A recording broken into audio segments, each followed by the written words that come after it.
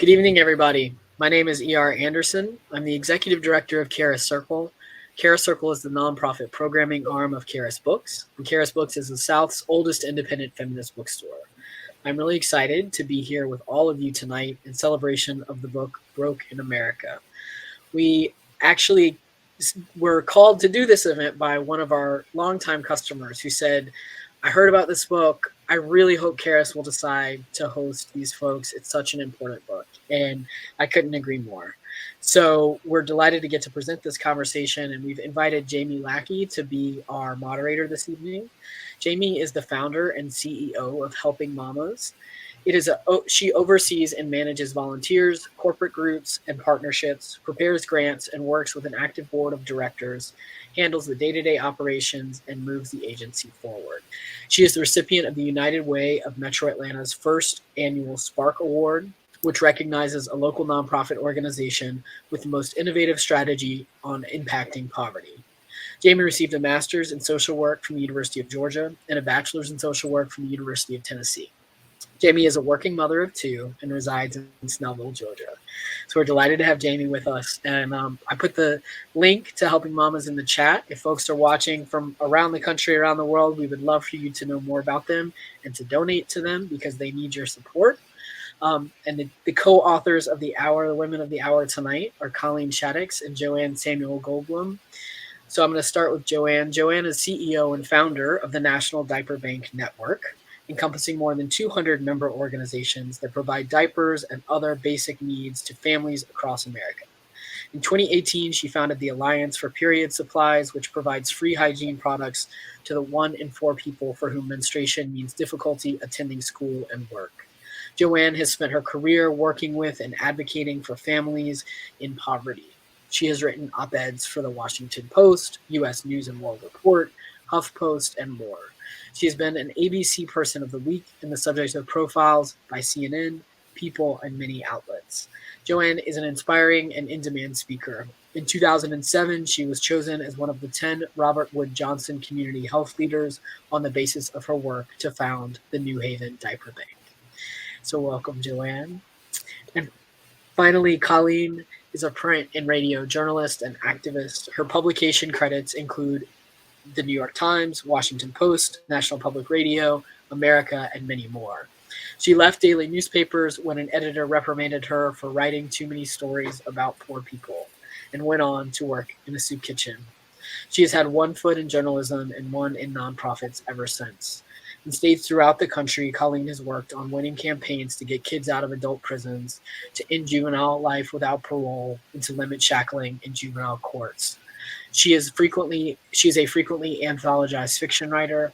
Her award-winning play, The Shakespeares, and other dramatic works have been performed around the country. So it is a real honor to have all three of you here. As I was saying in the green room, there are not that many good books about poverty in this country, at least not that share the values that Charis espouses. And so I'm sure y'all can talk about why that might be, and talk a little bit about your own experiences of trying to get this book published. But we know how hard it is to talk about poverty in a capitalist country. People don't want to talk about it.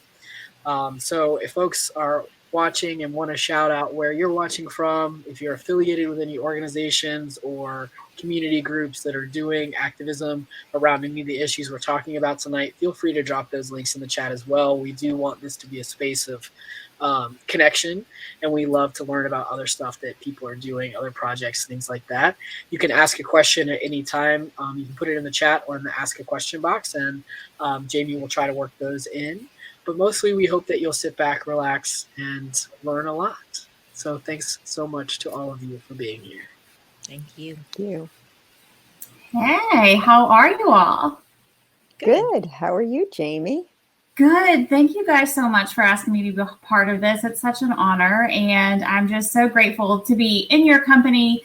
I've been a huge fan of Joanne's since I started Helping Mamas. I look up to you as a leader in this industry, and Colleen, the work you've done is just incredible. So thank you just so much for allowing me to be a part of this conversation tonight. It's such an important conversation, and I love the book. It's fantastic. It is so well done. and I've heard that from several folks. We've actually implemented it, that all of our interns read it. It's part of our what people have to do when they come in and work with us here at Helping Moms. It's so important, and it's such great work. And I love one of the things we talked about, back in the green room, was there are so many books that are written, but not well written, and they're not written in the framed mind of there are things we can do, right? Like, it's an overwhelming topic, talking about poverty, and you address it so well. And one of the things I loved about this book was that you put in at the end of each section, each chapter, how do we get involved? What is it that we can do? Why was that such an important piece when we talk about poverty in general, to give people that guidepost? So, it's interesting because, first off, thank you for all those really nice things, Jamie. We feel really glad to be here with you as well. I think that we know that poverty is not gravity. Poverty can end. We can end poverty in the United States. And we know that for so many people, poverty seems completely intractable. And so the reason that we, the subtitle of the book is Seeing, Understanding, and Ending U.S. Poverty. And we really wanted to have people look at it through that lens. First, you have to see it, then you have to understand it, and then you can work towards ending it. All right, Colleen? Yeah, and one of the great things, actually, since the book has come out, is in every conversation we have like this, people focus in on that. They focus in on the fact that there are action steps in the book, and that you don't have to be a member of Congress to do them, which says to me that people do want to end poverty in our country. It's just always held up as this far off goal that maybe we could do a century from now. We can do it now.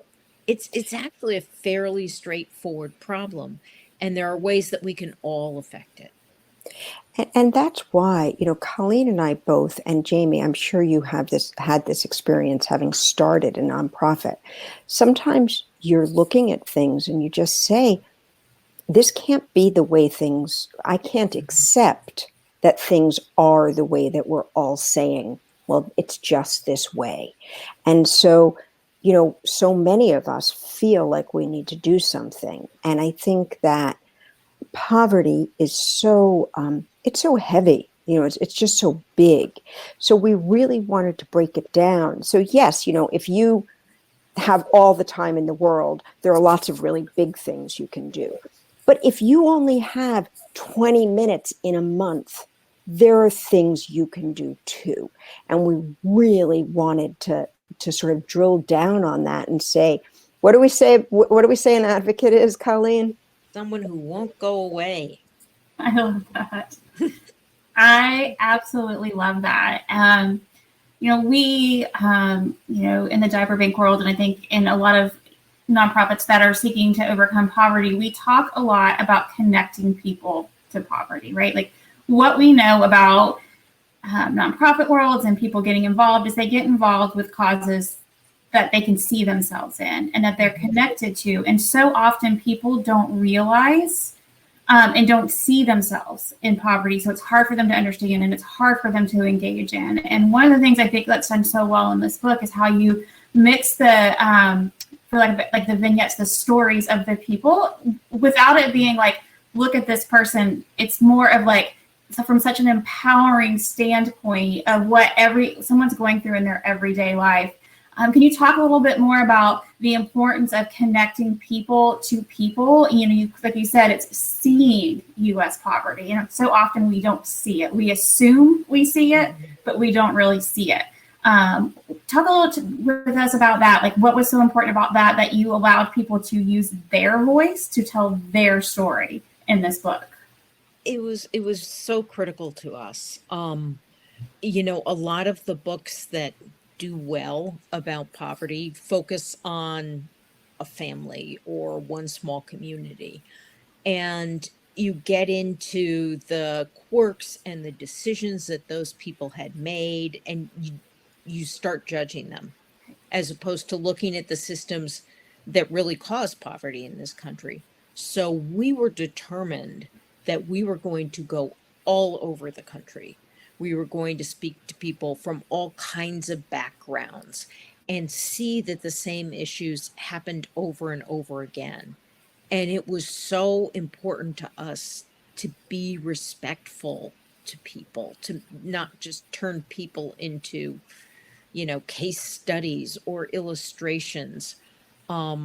So I spent a lot of time with people. I might sit down with an hour and a half for somebody I'd used 2 sentences from, but it was important to me that, and to Joanne, obviously, that everybody that we talked to came off as a full human being, not just as an illustration of their poverty, which I think is very often the way you see people portrayed in the media. And you just think, wow, she's a mess. How'd she ever get like that? And that's not, people in poverty are just like you and me. They don't have money. I mean, that's the difference between you and me and somebody in deep poverty: money. And we wanted to show that. We wanted to show how hard people worked. We wanted to show that people wanted the best for their kids, that people are trying so hard. I mean, I think that was the most heartbreaking thing to me, to look at how hard people were trying when the deck was kind of stacked against them. Yeah, and I think that we, in showing the poverty across the country, we were also able to really look at the systems. So it was important to us to talk about the problem, the policy issue, but then to show that connection to a person. So you might hear that it's hard to live on SNAP benefits, but to actually hear from a person who tells you their story about it, we really wanted to make that so that it wasn't, just like, look at this person, and it also wasn't just look at this policy. It was, and we really both felt like there aren't books out there that are explaining the connection between a human being and the policies that we make. And so that was a really important part to us as well. Yeah, I agree with that wholeheartedly. And speaking of policy, you guys very quickly talk about this in the book, and I didn't realize other people thought the same way I did. So it was very reassuring to see this. I was like, oh, okay, like I'm on the right train of thought. Like I've always thought, just like you all say, it's not people that cause poverty. It's not people that are the problem. It's systems and it's policies, and it's not just policies that are in place today. It's policies that were written years and years and years ago. And so I'd love for you to expound a little bit upon that thought, that belief, because I believe it so strongly in that one of the ways that we change, poverty is to impact policy by understanding the people that the policy is impacting. Like that's huge, like you said. But I would love for you all to talk more about that belief system, about, it's not the people that cause poverty. There are systems in place and that have been in place that prevent people from moving out of poverty. I think it's absolutely 100%. It is those things, but it's also the way that our society is structured. The policies, we have sort of a narrative in the United States that in a democracy, it is the people who make the decisions. And it's really not true. We and it becomes clearer and clearer as we see policies that are implemented that the citizenry does not want. So we really wanted to make the connection of, just because an elected official wants this to happen doesn't mean it's the will of the people. And I think that that's a narrative that's really gotten us in trouble over the years, to say Americans believe this because of our policy. Whereas I think most Americans don't understand anything about temporary assistance for needy families welfare, right? Most people that you talk to, and even people who are well educated or who know a good amount about the system, really don't know so many of the things that that policy was based on. It was based on, although Bill Clinton implemented it, it was based on Ronald Reagan's welfare queen. That is what is the basis of our sort of cash welfare system in the United States.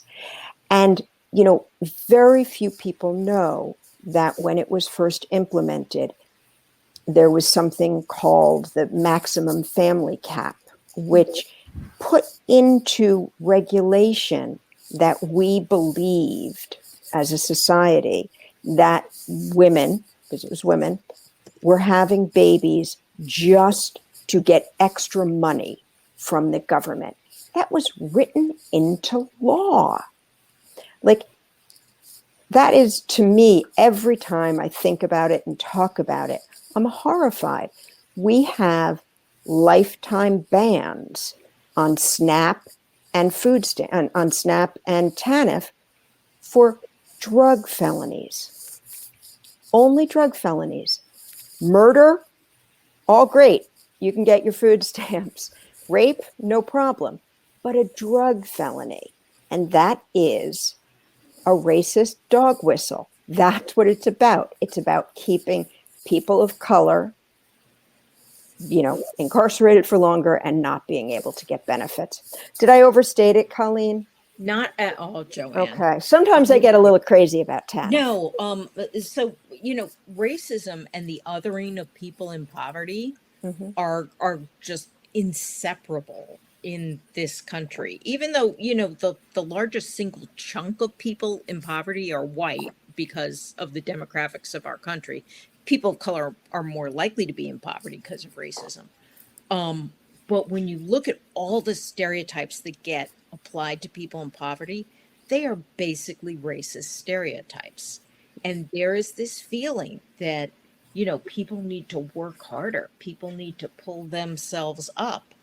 Everybody that we talk to for this book works harder than Joanne and I do. Absolutely. We talk to people working 2 or 3 jobs. The problem is that work doesn't pay, right? The minimum wage, the federal minimum wage, has been stuck at $7.25, and meanwhile, the consumer price index has gone up 125%. So it costs more than double what it did to live in this country when we set the minimum wage. Of course we have rampant poverty. How could we not? That's a choice we made. That's not a character flaw in people. That's not, people need to be thrifty, brave, and reverent. No, they need to be paid a living wage for their work. And when circumstances arise that people can't get access to work, they need a real living to tide them over that is not a punishment. And we keep people in deep, deep poverty because there's this feeling that if there's too much assistance, people become dependent, which is an assumption that people don't really want to work, that people aren't responsible, that people don't have pride. And that's simply not true. Well, and to add to that, when people talk about dependence and SNAP benefits particularly, I always like to remind them that I'm dependent on having food every day. Yes, in fact, that is a requirement. And we, as a country, we talk about food sometimes like it's this privilege. Families should have to pay for lunch, no free lunch. Well, in fact, if a person is hungry, they should have access to food. And that shouldn't be, a left of liberal crazy idea. For sure. And, one thing, one of my favorite, I guess, comments or things I've heard from Joanne over the years is the whole mentality of pulling yourself up by your bootstraps when you can't even afford the boots. Like, come on, that's probably one of my favorite quotes that I've heard you say over the years. And I repeat it often. So I just, it's the same thing. You talk a lot about in this book about if we teach a man to fish, and again, the credit to Joanne is well, they don't have a pole. Like, what in the world are we talking about? This most basic human access to things, our basic needs, we don't have a lot of times because of policies and systems that have been in place. So I love that you draw attention to that and make that relevant in this. And I'd love to touch a little bit on what Colleen said about, what's portrayed in the images, and that the fact that there are more white people living in poverty, and, how the media plays a role in that. You guys touch on that a lot in this book. And while, I took a class, 100 years ago when I was in college, and that's the first time my eyes were open to that. And the professor, he held up all of these magazines, and it was like, okay, here is a magazine. It's on Time magazine, and it's the plight of single dads, and it's a black man, right? Like, there's no white man pictured. It was a black man, and it was gang wars are infesting our cities, and it's all, black teens. There was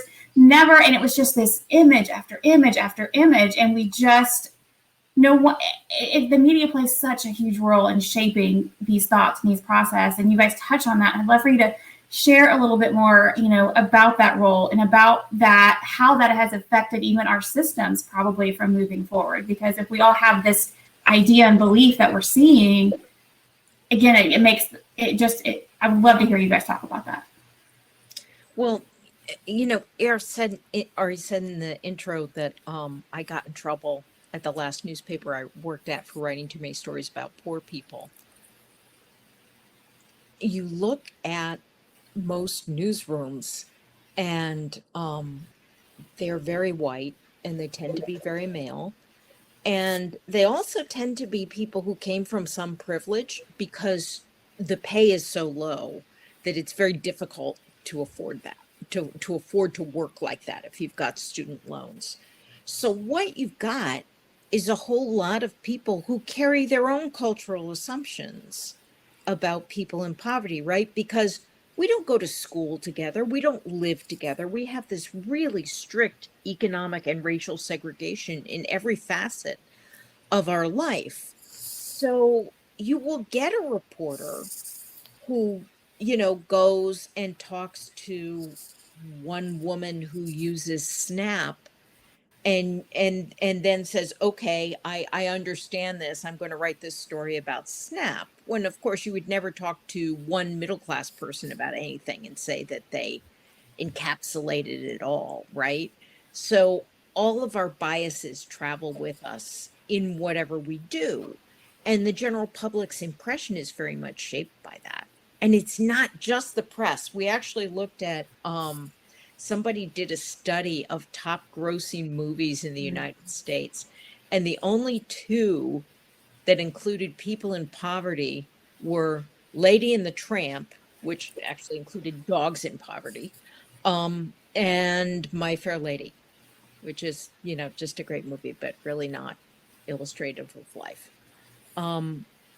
We don't look at poverty. We have chosen not to look at poverty. It's something you whisper about because it's shameful. We've made it shameful. And it's Joanne keeps saying, seeing. The first word in the subtitle is seeing. We have to see it. We had to talk to a bunch of people who lived in real poverty. And, that included honor students. That included people working 3 jobs. That included people with master's degrees. That included people who had consciously made a choice to live on the street because it was that or starvation, and they decided they'd rather eat than have housing. It's really important to kick away these stereotypes because they're poisoning us. They poison the discussion, and they make us make really bad policy decisions. And I think to add to that, like one of the things, and I don't know, Jamie, if you have this experience sometimes. So when, with the work that I've done over the years, people will sometimes say to me, well, if you've never experienced this, why are you so passionate about it? I'm like, I have to experience it to feel anything about it. And I think that's a big issue as well. And it's the reason in a lot of ways that I think diapers are, they're sort of a window into poverty that a lot of people can actually use, because most people who've parented or taken care of a new baby understand what it is not to be able to give that child what they need. So that is a human emotion that we all have. And I think that it is a part of the reason that diaper banking resonates with people and allows us to have these conversations that are often very difficult to have otherwise.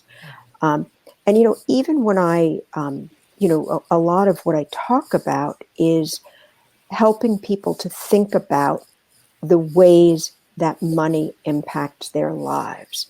So if you're not poor and you have more money than you need, think about every time you spend it to make your life easier. And I think that that's another way that we can move away from the othering and start to move more towards seeing each other as just other people, and that we all have these experiences. But I do think that this issue of always having to experience something is sort of uniquely American, that we can't understand, I don't know, empathy or I'm not sure what the other words are, but we can't understand that sort of reaching over, bridging. We do segregate so much, like Colleen said, education, economically and racially. Yeah, I think, being in the diaper bank world and having been in it for the last 7 years, that I've always said the one thing that unites us all, regardless of where we are in life, is if you're a parent or you've loved a child, like, you understand what that's like. And you do have a moment where you haven't been able to give them something. And that is a moment of panic and is a moment of fear. And then when you think about the families that we serve and they live in that constant state of panic and fear on a daily basis, that is what we're talking about. And no family should experience that. No child should experience that. And that's the uniting. And that's what we use for us in our diaper bank world here, is that opportunity to say we are united. We all do have some connection to someone that we love that we haven't been able to provide for. And we know that's a devastating feeling. And well, it's interesting because I think one thing that has happened with COVID is that many U.S. Americans are, for the first time, experiencing need, or are experiencing, early, all of the supply chain issues and shortages and hoarding. For the first time in many of our memories, people have gone to the store and not been able to get what they need. And I think it's part of the reason that during this time we've seen so much movement in terms of progressive policies to try to end poverty. Yeah, before COVID, the idea of the government handing people money was just, what kind of crazy red are you? That can't happen. And then when a whole bunch of us experienced economic hardship, the government gave people money and it worked, right? It helped a lot of people to keep paying the rent and paying the mortgage. Poverty is a great, money is a great solution to poverty. Right. And our general orientation has not been that. It's been, well, we have to educate people out of poverty. We have to teach people better work ethics. We have to fix the person, when in fact, we would argue, and we have certainly seen, that there's nothing wrong with the person. The situation is what's wrong. Absolutely. And we have one question from the audience, but before we get to that, since we're talking about COVID, I was wondering what you all thought, when COVID hit, and we were in lockdown and so many people are in need, and we're seeing on the news the long lines of cars at food banks, and we saw it firsthand, the need. And do you think that will have impact long term in changing people's perception of poverty? Because you cannot see that many vehicles and say it's me, them. I mean, that's everybody. When you see that visual, do you think that we will carry that sense of understanding in that moment that we all had together forward to help us make positive change? I hope so. I don't know so. I definitely think we are in a good moment now. So it's really important to make all the change that we can right now, to strike while the iron is hot, and to really push push policies that are going to promote economic fairness. Are you more optimistic than me, Joanne? No, I'm not. I don't think so. Normally I am, but Yeah. this time I don't think I am. But I think one thing that is sort of fascinating about this is, are we able to build on what we've seen, or do we go back to, sort of, during disasters, people always give. They always say, well, you these poor people, this was so, this was out of their control. They did nothing, and now they're in this difficult situation. And I think that the difference with COVID was that it really equalized us a lot. It wasn't people who lived in one place. It wasn't, it's everybody, and it's people, of all socioeconomic levels. But I do think that as a country, we do tend to go back to othering. And so I'm hopeful, but not too hopeful. I will say one thing that makes me a little more hopeful. Okay. Not just COVID, but when you look back at the horrors of the last 4 years, there was so much organizing. You're right. Particularly after the murder of George Floyd. Right. And you have people who had not worked within the political process before really saying, I have to pay attention to this. Right. That's true. This matters. You look at the eviction moratorium, which has, largely been extended. Not enough. It's never enough. But that happened because of Cori Bush. That happened because an activist became a member of Congress. She didn't have a lot of meetings in the House and do all kinds of background room stuff. She acted like an activist. She held a big public protest. And certainly she had allies within the House who were doing it the old-fashioned way. A woman who had experienced homelessness herself, an African-American woman, an activist. It is new to have people like Cori Bush in Congress, and that changed things. And the more Cori Bushes we can get in positions of power, the more we can look forward to more changes. So we have a couple questions from those that are tuning in. The first one is, given how poverty is racialized, do you find that white people who live in poverty are reluctant to claim the scant support the government provides? If so, could you speak a little bit about how they make sense of the discord of their whiteness and poverty? So we know that most people who are eligible for some kind of income-based benefit don't get it. And it's hard for me to say if that is because white people feel more shame in applying, or if it's because of all the Byzantine regulations that are in place to keep people from applying for the benefits they're entitled to. I can tell you that I certainly saw how racism kept people from organizing. One of the most disturbing interviews I did was with a man who had been a truck driver. He became disabled. He and his family were living in deep poverty. He had had his power shut off a bunch of times. And he was talking to me and saying things like, why shouldn't healthcare be free? Why isn't healthcare a right? Why isn't it a right that I have heat in my house? And, I'm feeling him. And then he said, and we do it for the immigrants. And he started talking about like all these generous benefits that immigrants get in this country. And of course, that was all a fantasy. Immigrants were getting less help than he was getting. But he was bought into that old narrative that, you are not being ripped off by the billionaire who's not paying taxes. You're being ripped off by that person of color who's just milking the system. Um, and I certainly saw that time and again. I did see a lot of white people who were on benefits.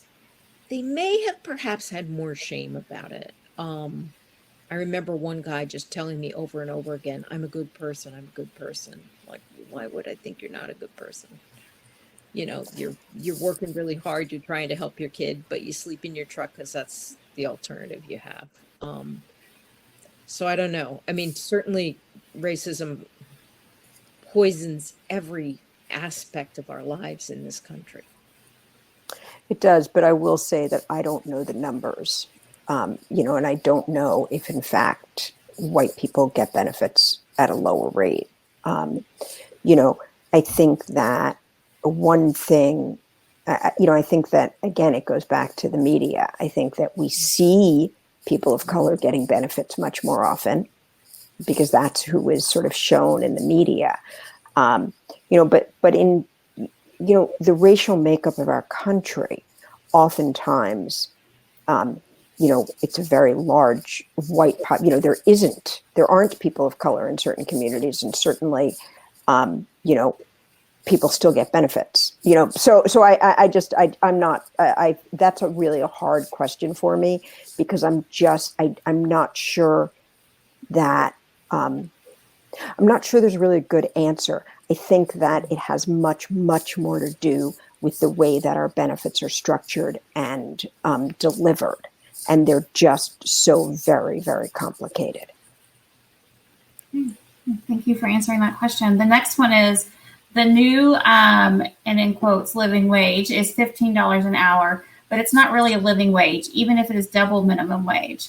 What are your thoughts on this $15 figures and those groups fighting for more than $15 for a real living wage, as, for example, proposed in the Family Budget Calculators of the Economic Policy Institute, MIT Living Wage Calendar?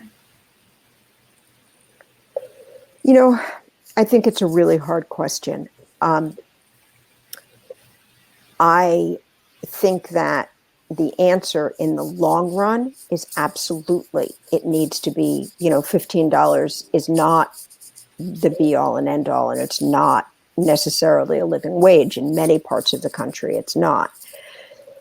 But I think that the reason that I would still push for it is because it's a starting place.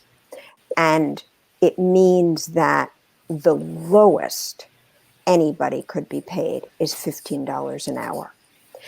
And so while it's not the end answer, I think that it will lift so many people, get so many people to so much of a better place. I mean, right now, I know adults who are really excited to be making $11 or $12 an hour.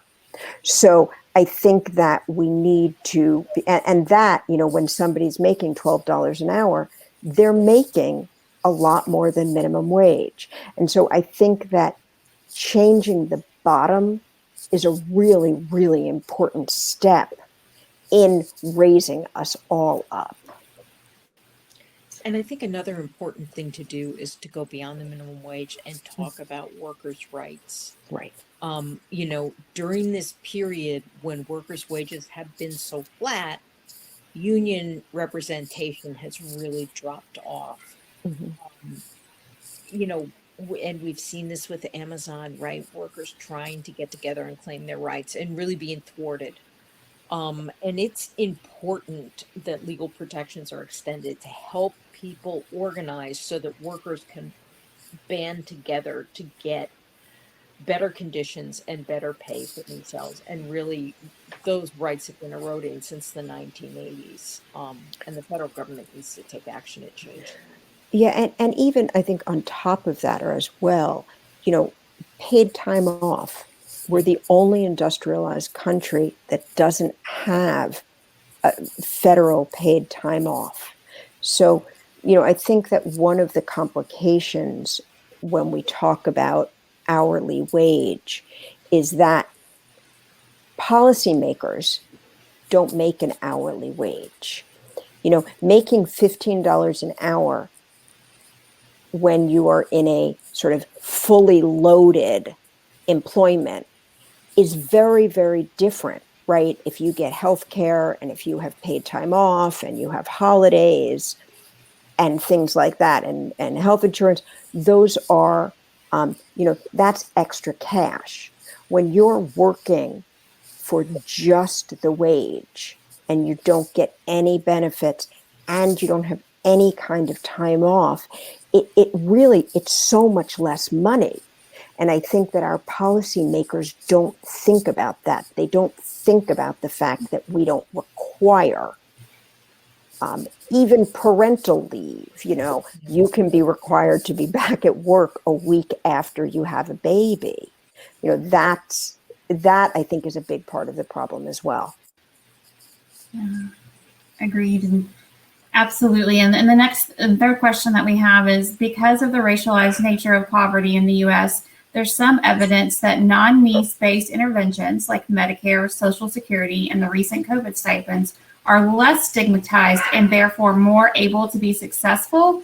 But because these interventions don't name and target poor people with the most help, do you think they are just obscuring the real needs of people? I don't think that they're obscuring them. I think that, if that's what works, fine. If we're just going to give everybody tax credit, and then, if you're a higher income person, you're going to pay it back in increased taxes down the road, that's fine. That's how a lot of the Nordic countries function, who don't have the whole race question to grapple with as much as we do.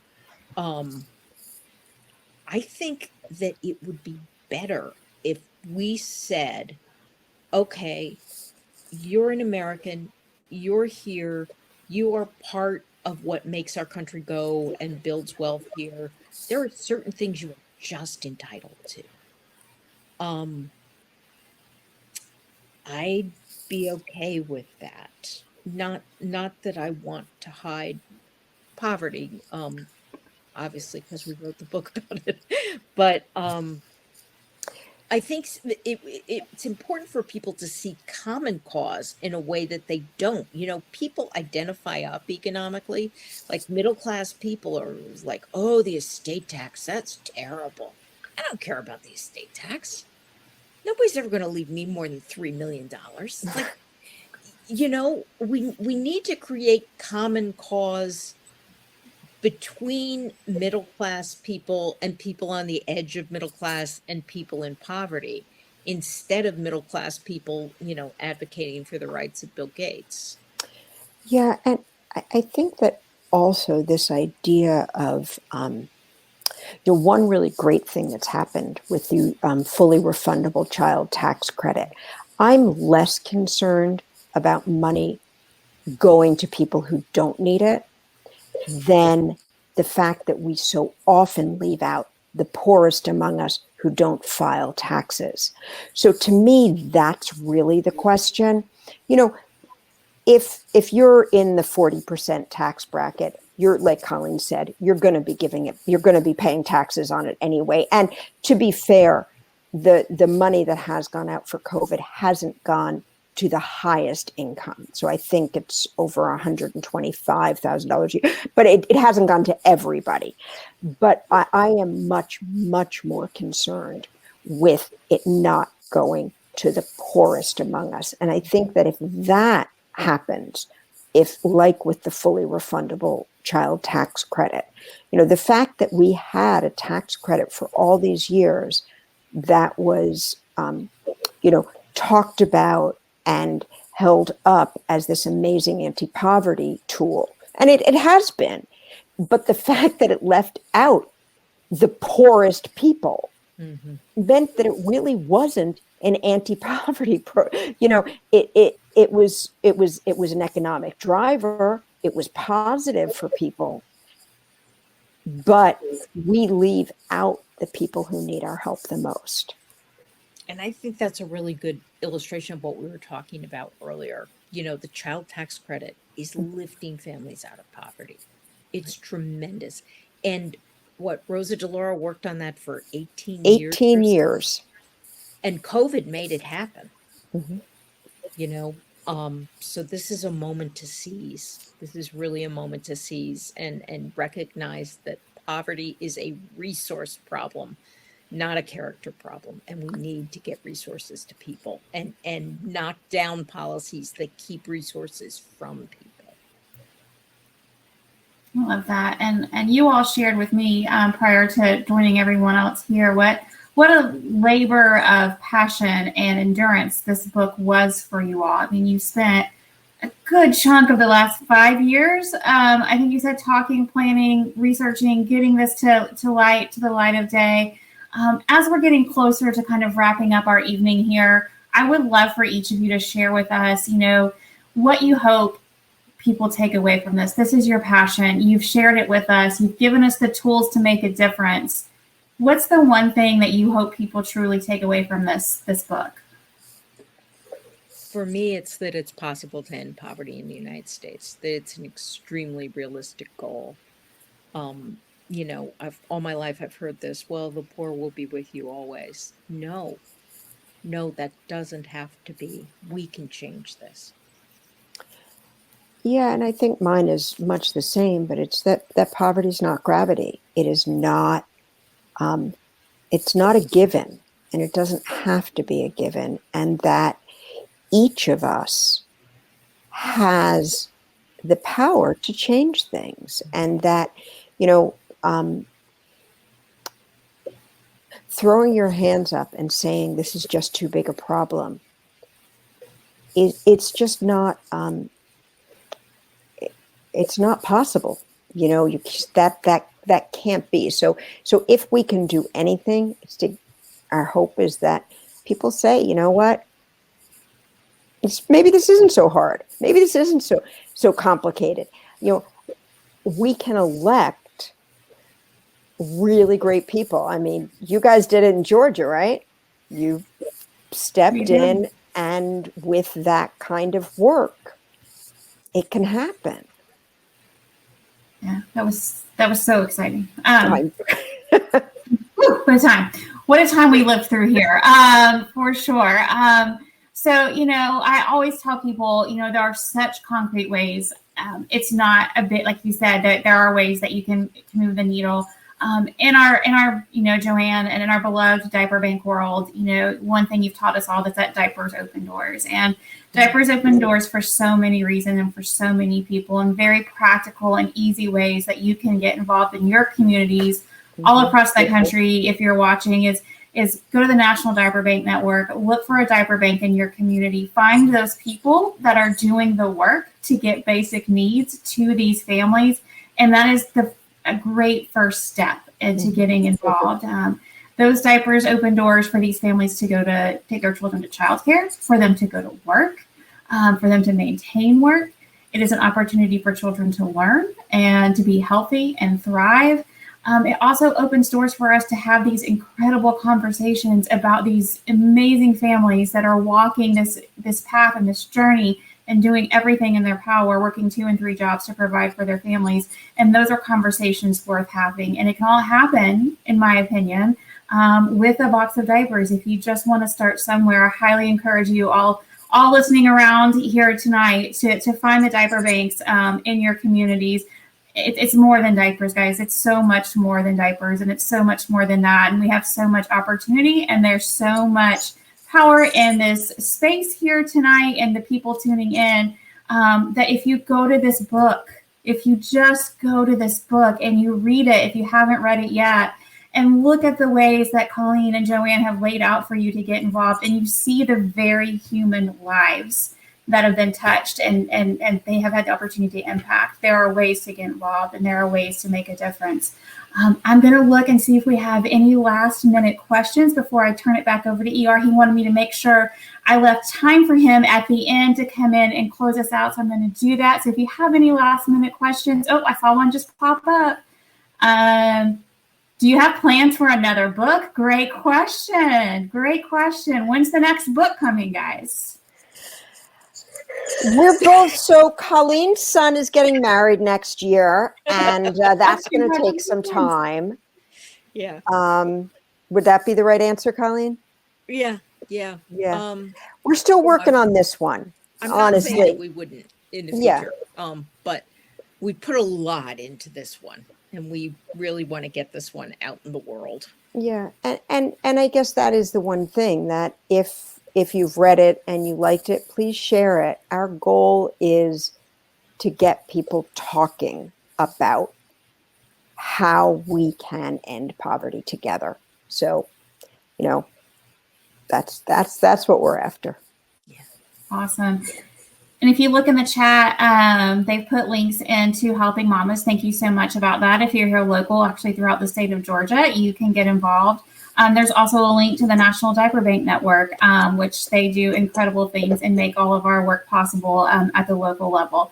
So I'm going to would love to give the opportunity to, one, thank ER for being a part of this conversation and allowing us to host it, and let him wrap us up here with the few minutes that I believe we have left. Did I give you enough time? Did I do okay there? Absolutely, Jamie. Thank you so much. Thank you to all of you so much. Yes, please celebrate Jamie's work by clicking on the helpingmamas.org link. Celebrate Joanne's work by clicking on the National Diaper Bank Network.org link. Find out more information, and of course, your financial support is greatly appreciated. You can buy Broke in America: Seeing, Understanding, and Ending U.S. Poverty, Water, Food, and Housing from Charis by clicking on this teal button at the bottom center of the screen. It really helps Charis when you buy your books directly from us, so thank you for considering that. And we'd love for you to follow our other events. So if this is your first Charis event, please visit with us again. We will likely be virtual for the rest of 2021 at this point, we think. So we have a great slate of events, and if you care about the issues that we talked about tonight, we are always looking for events and books that are centered on how we can all fight poverty and capitalism together. So join us at charisbooksandmore.com. I'll be adding captions to this event and putting it up on YouTube in the next day or two. So you can visit our YouTube, which is just YouTube.com/Charis Circle. So thank you all so much. I hope that you stay safe during this hard time. And I'm really grateful for all the work that you do for all of us. It's really inspiring.